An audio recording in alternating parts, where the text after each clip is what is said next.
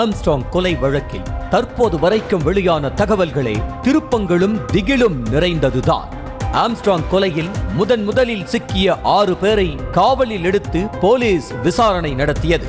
இதில் வழக்கறிஞரான அருள்தான் ஆம்ஸ்ட்ராங்கின் அசைவுகளை கண்காணித்து துப்பு கொடுத்து ஸ்கெட்ச் போட உதவியது என்ற நிலையில் அருள் அளித்த தகவலின் பேரில் காங்கிரஸ் நிர்வாகி அஸ்வத்தாமனை கைது செய்தனர் காவல்துறையினர். 2 நாட்கள் விசாரணைக்கு பிறகு அஸ்வத்தாமனை கைது செய்த போலீசாருக்கு ஆம்ஸ்ட்ராங் கொலைக்கும் அஸ்வத்தாமனின் தந்தை ரவுடி நாகேந்திரனுக்கும் தொடர்பிருப்பது தெரிய வந்தது. இதையடுத்து வேலூர் சிறையில் தண்டனை கைதியாக இருந்த வடசென்னை ரவுடி நாகேந்திரனை சிறையில் வைத்தே கைது செய்தது. திருவள்ளூர் மாவட்டம் ஒரக்காடு அருகே பொன்வண்டு சோப்பு நிறுவனத்தின் ஆக்கிரமிப்பு நிலம் 14.5 ஏக்கரை கைமாற்றுவதில்தான் ஆம்ஸ்ட்ராங் தரப்புக்கும் நாகேந்திரன் தரப்புக்கும் மோதல் ஏற்பட்டதாக கூறப்பட்ட நிலையில் வேலூர் சிறையில் வைத்து ரவுடி நாகேந்திரனை கைது செய்த காவல்துறை எழும்பூர் நீதிமன்றத்தில் ஆஜர்படுத்த அழைத்து வந்தது. 7 நாள் காவல் கேட்டு போலீஸ் மனு தாக்கல் செய்திருந்த நிலையில் 7 நாட்களுக்கு மறுத்துவிட்ட நீதிபதி ஜெகதீசன் 3 நாள் மட்டும் காவலில் எடுத்து விசாரிக்க அனுமதி அளித்தார். விசாரணையின் போது ரவுடி நாகேந்திரன் போலீஸ் காவலுக்கு செல்ல மறுத்ததாகவும் தகவல் வெளியாகியுள்ளது. ஏற்கனவே ஆம்ஸ்ட்ராங் கொலை வழக்கில் சிக்கி போலீஸ் காவலுக்கு சென்ற ரவுடி திருவேங்கடம் என்பவன் என்கவுண்டர் செய்யப்பட்ட நிலையில் தன்னையும் அதே மாதிரி என்கவுண்டர் செய்யக்கூடும் என முறையிட்டதாக கூறப்படுகிறது. மேலும் உடல்நிலை பாதிக்கப்பட்டு வாரத்திற்கு 2 முறை டயாலிசிஸ் செய்து வருவதால் போலீஸ் காவல் வழங்கக்கூடாது எனவும் கோரப்பட்டது.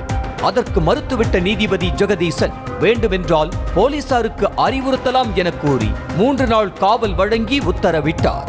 மேலும் தனக்கு எழுத படிக்க தெரியாது என்பதால் போலீசார் தன்னை ஏமாற்றி கையெழுத்து வாங்கக்கூடும் என்றும் நாகேந்திரன் தரப்பில் வாதிடப்பட்டது. அதற்கும் நாகேந்திரனிடம் எந்த ஆவணத்தில் கையெழுத்து வாங்கினாலும் போலீசார் முழுதாக படித்து காட்டிய பிறகுதான் கையெழுத்து வாங்க வேண்டும் என போலீசாருக்கு நீதிபதி அறிவுறுத்தினார். போலீஸ் காவல் அளித்ததை அடுத்து நாகேந்திரனை தனிப்படை போலீஸ் ரகசிய இடத்தில் வைத்து விசாரணை நடத்தி வருவதாக கூறப்படுகிறது. தண்டனை கைதியான நாகேந்திரன் ஒவ்வொரு முறையும் மருத்துவமனைக்கு சிகிச்சைக்கு வரும்போது போன் மூலமாக தன்னை அழைத்து ஆம்ஸ்ட்ராங் கொலைக்கு திட்டம் தீட்டியதாக அஸ்வத்தாமன் தெரிவித்த நிலையில் அது குறித்தும் நாகேந்திரனிடம் கேள்வி எழுப்ப திட்டமிட்டிருப்பதாக கூறப்படுகிறது.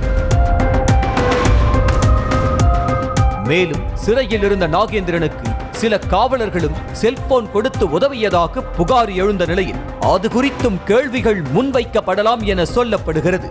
மேலும் ஆம்ஸ்ட்ராங் உடனான மோதலுக்கு ஒரக்காடு நில விவகாரம் மட்டும்தான் காரணமா அல்லது வேறேதேனும் நோக்கம் இருக்கிறதா, பின்னணியில் வேறு யாரேனும் இருக்கிறார்களா என்பதெல்லாம் நாகேந்திரனிடம் கேள்விகளாக எழுப்பி பதில் வாங்க தனிப்படை முயன்று வருகிறது என்பதும் குறிப்பிடத்தக்கது. செய்திகளை உடனுக்குடனும் துல்லியமாகவும் தெரிந்து கொள்ள சப்ஸ்கிரைப் பண்ணுங்க.